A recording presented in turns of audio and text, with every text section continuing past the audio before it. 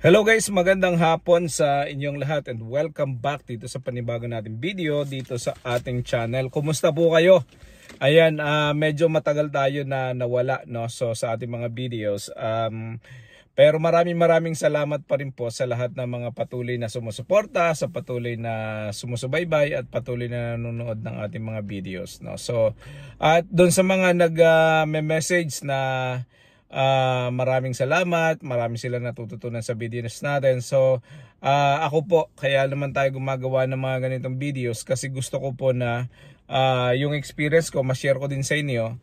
At kahit paano gusto ko rin na makatulong, no? Kung meron po kayong mga tanong, may mga experience kayo na gusto nyong i-share, may mga tanong kayo na gustong masagot, i-message nyo lang po ako.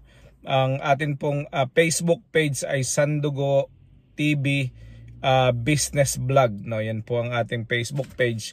At pwede nyo po akong i-message dyan kung gusto nyo po na magtanong.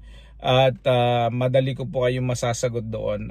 Pwede rin po kayong mag-email sa akin kung gusto ninyo, no? So anyway, eto pong ating pag-uusapan ngayon is yun pa ring mga tinatanong sa atin ng ating mga kaibigan at subscriber na nanonood, no? So ano nga daw po ba yung mga dapat gawin, dapat ihanda kapag tayo ay magsisimula ng RTL business, no? So ang sa akin pong experience, ang isa sa mga pinaka-importante talaga is maihanda mo yung iyong sarili na handa ka ng magnegosyo. Kasi marami po kasing nagninegosyo at sumasabay doon sa bandwagon, sabi nga nila, nakikisakay doon sa kung anong uso ngayon tas ginagawa.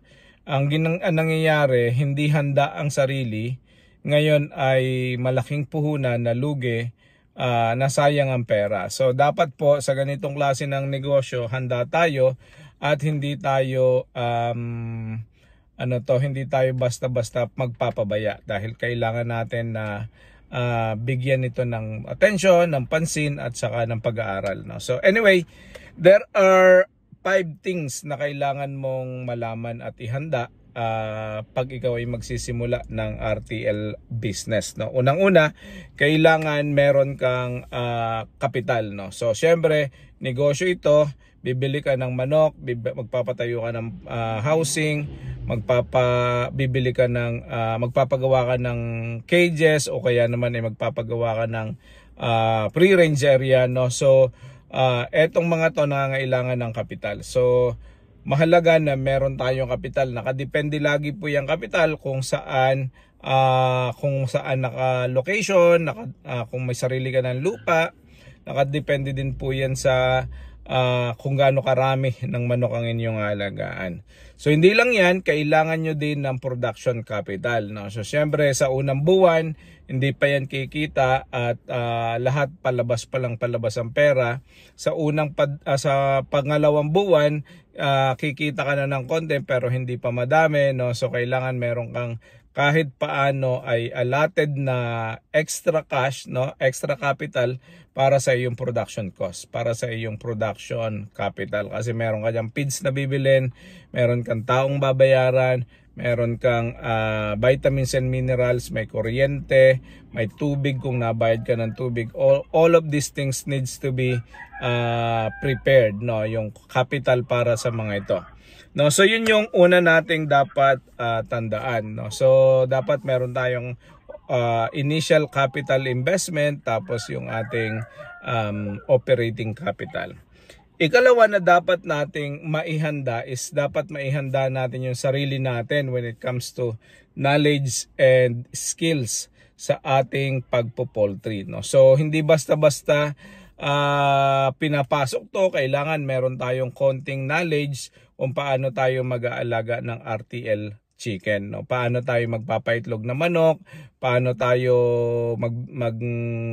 gagamot ng manok pag may sakit, gaano katagal dapat ang pailaw, gaano karami ang pakain, anong gagawin mo pagka may prolapse, pagka medyo sinisipon na manok.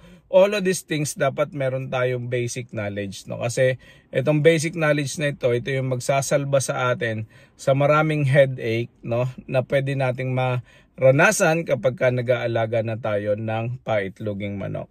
No, so yun, dapat tayo ay kahit paano nagsiseminar, nag-aaral tayo sa YouTube, meron tayong kinukonsulta ng mga tao na pwede nating pagtanungan, meron tayong mentor kung paano magnegosyo.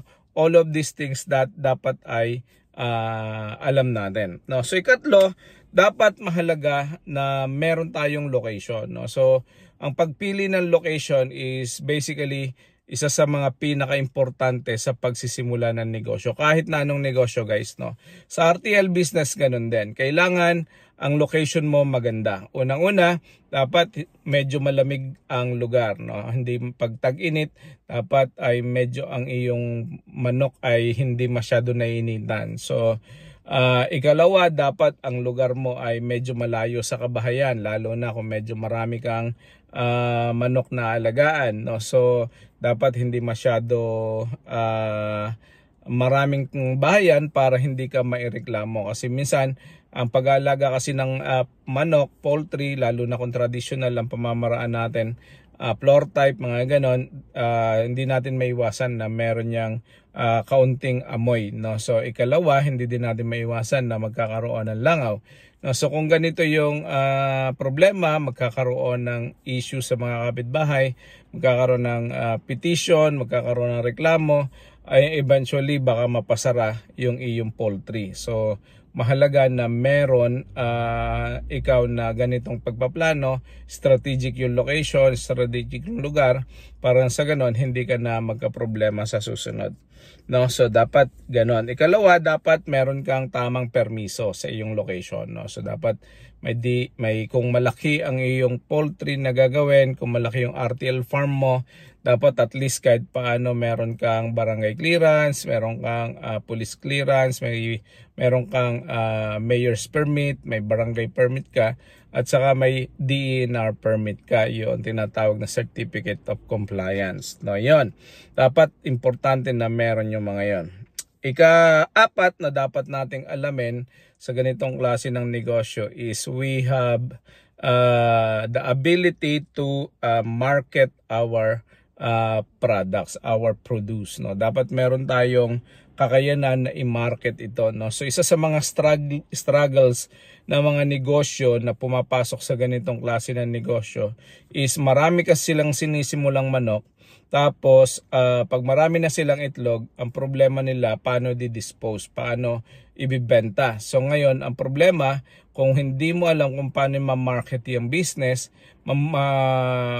either na malugi ka, ikalawa ay mabulukan ka ng itlog. So syempre kapag medyo marami ang production, dapat marami din bumibili sa iyo, o may alam ka na distribution outlet kung paano mo siya ibibenta sa market, no? Dapat mahalaga yon, kasi yan ang magdidetermine ng profitability mo, yan din ang magdidetermine ng survivability ng iyong business, no? Kung wala kang paglalagakan ng iyong produce, ang problema, dadami ang produce, bababa ang presyo, o mabubulok ang presyo kasi perishable yung ating item, nabubulok yung ating itlog. So kapag hindi yan nabenta agad ng fresh, hindi yan magiging profitable, no? So yun, dapat alam natin paano yan ibibenta.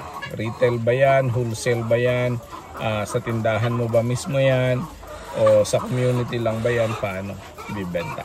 Okay? So ang sunod natin na pinaka-importante na dapat alam natin is basically yung tinatawag nating pricing. So sa pagnenegosyo, sa lahat ng klase ng negosyo, dapat alam mo kung paano ipipresyo yung iyong produce, paano pipresyohan. Kung farmer ka, syempre dapat alam natin basic yung ating knowledge na kung magkano ang gastos, bawasin ang gastos, tapos saka natin lagay yung ating markup, tapos yun ang ating presyo. Ganun lang naman yun. Yung ating gastos, operating cost, tapos yung ating markup, tapos i-divide natin kung gaano karami yung ating produce, no? So halimbawa ay may 100 itlog ka, ang iyong cost halimbawa ay 5 pesos ang isa, tapos ang iyong markup ay 2 pesos, di 7 pesos mo siya ibibenta para meron kang 2 pesos na profit. So ganun lang naman yung pagninegosyo natin. Kailangan alam natin kung magkano yung pricing at paano mag-pricing. Kami, ginagawa namin ay kinikwenta namin muna yung expenses, tapos dinadagdag namin yung markup, tapos saka namin i-divide sa numbers of produce, tapos saka namin malalaman kung magkano yung aming pricing, no? Kung magkano yung presyo ng manok, ng itlog na aming ibibenta. So yun lang ang mga importante mga bagay na dapat nating alamin sa pag-aalaga ng RTL business. At kung ikaw ay magsisimula pa lang, hopefully makatulong ang video na to sa iyo. Yun lang, maraming salamat, God bless, and see you all sa susunod nating video. Bye bye!